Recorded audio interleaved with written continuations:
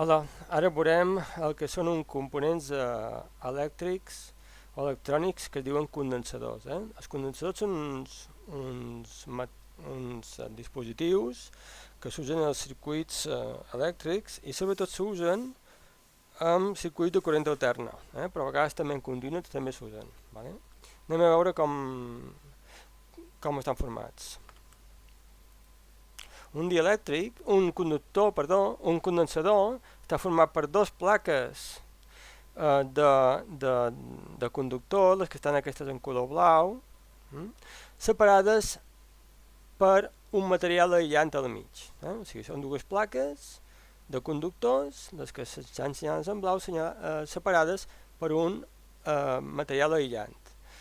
Cada una d'aquestes plaques conductores estan connectades a dos terminals, que aquests se poden connectar a les piles o a l'altre element del circuit. Vale? La capa del mig és una capa aïllant, d'un material que no deixa passar els electrons. El corrent elèctric, de fet. Vale. Quina és la funció d'un condensador? Doncs un condensador el que fa és emmagatzemar càrrega, emmagatzema electrons a una de les dues bandes del condensador, una de les dues plaques de conductors, queda carregada més negativament que l'altra perquè els electrons se van depositant aquí. Vale? Per tant, a diferència de la pila, que la pila recordem que no donava electrons al circuit, sinó que l'únic que feia era donar energia als electrons perquè es moguessin, els condensadors el que fan és emmagatzemar, sí que emmagatzemen electrons, que després poden donar una altra vegada, poden retornar una altra vegada al circuit. Vale. Els condensadors són de diversos tipus, n'hi ha de molts de tipus, però aquí direm uns quants. Aquí hi ha condensadors electrolítics, un tipus de condensadors, després condensadors ceràmics, i aquests són condensadors de superfície, condensadors ceràmics, etc. Depèn el tamany i el tipus, dependrà del tipus d'aplicació que vulguem i de la capacitat del condensador. Ara veurem el concepte de capacitat en què significa. Vale.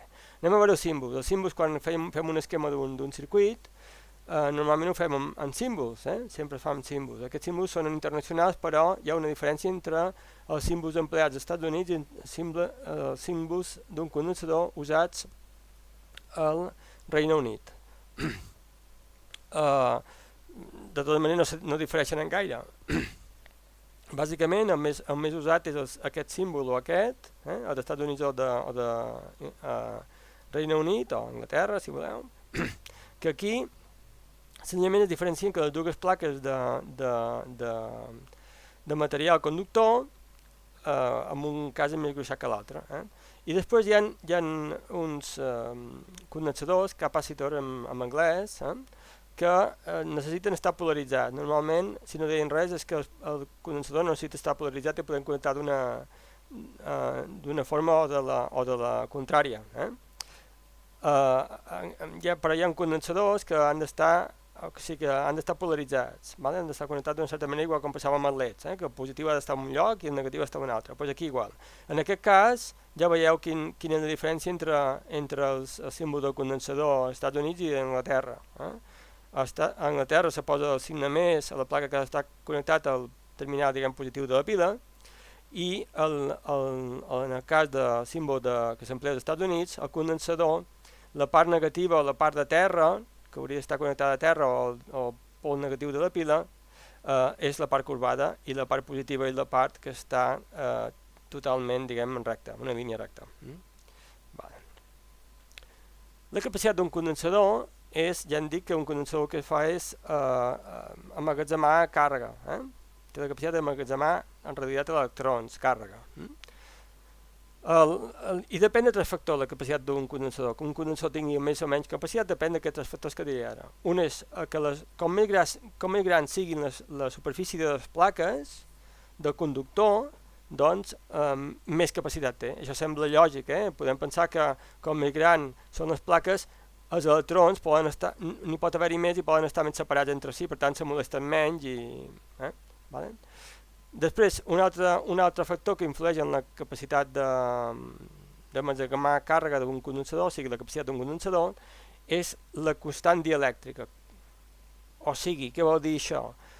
La capacitat d'aïllar del material que està entre les dues plaques de conductors. Com més aïllant sigui el material del mig, que està entre les dues plaques de conductor, més capacitat. Això també sembla lògic, més diferència de potencial podrà suportar sense que passi l'electró d'un lloc a l'altre si l'aïllant que està al mig és molt aïllant.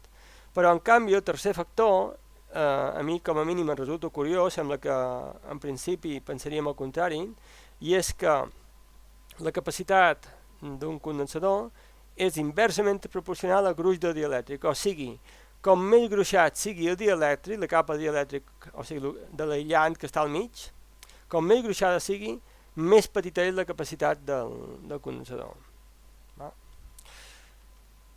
Com construïm un condensador? Bé, és relativament fàcil. De fet, al segle XVII o XVIII ja en feien. I posaria tres factors. Posaria dues làmines de material conductor. Com més superfície tinguin aquestes dues làmines, més capacitat tindrà el condensador. Després triaré un dielèctric, o sigui, una cosa que separa les dues, un material que separi les dues capes de conductor, de material conductor, que sigui molt aïllant, molt aïllant, com més aïllant sigui, més capacitat tindrà, i per altra banda, posaré les capes, les làmines de dos conductors molt juntes, o sigui que, o una altra forma de dir-ho, que la capa de l'aïllant que hi ha entre les dues capes sigui molt prima. Els dielèctrics més usats són els ceràmics. Els materials dielèctrics més usats que van entre les dues capes de conductor són els ceràmics. Per exemple, aquí tenim un exemple d'un condensador ceràmic, que és que això és una capa de material conductor, és metàl·lic, una altra capa metàl·lica, i al mig hi ha un material ceràmic. Això seria un cas de condensador ceràmic. Això seria un condensador plàstic, evidentment això és un tros plàstic, i aquí és un terminal del conductor i l'altre terminal de l'altra placa del conductor, i al mig hi ha un material plàstic. Després un altre material que també s'usa és la mica, però n'hi ha d'altres, per exemple l'aire o el buit o inclús paper també s'usa com a material dielèctric o aïllant per posar entre les dues plaques de conductor. La unitat que medeix la capacitat d'un condensador és el Faraday, i un Faraday es defineix com quan entre les dues plaques hi ha una diferència potencial, entre les dues plaques de conductor hi ha una diferència potencial d'un volt, si s'ha emmagatzemat una càrrega d'un coulomb. Això és una expressió que expressa el concepte de capacitat. La variació de la càrrega respecte a la diferència potencial, el voltatge entre les dues plaques del conductor.